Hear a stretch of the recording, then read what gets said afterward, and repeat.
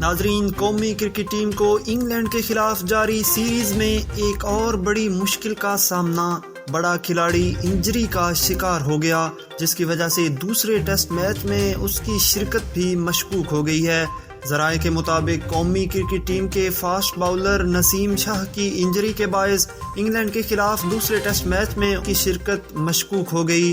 نسیم شاہ کو کندھے کی تکلیف کی شکایت کا سامنا راولپنڈی میں کھیلے گئے پہلے ٹیسٹ کے دوران ہوا، جس کی وجہ سے انہوں نے ملتان ٹیسٹ کے لیے ہونے والے ٹریننگ سیشن کے دوران باؤلنگ نہیں کی۔ اس سے قبل پہلے میچ میں ڈیبیو کرنے والے فاسٹ باؤلر حارث رؤف بھی انجری کے باعث سیریز سے باہر ہو گئے۔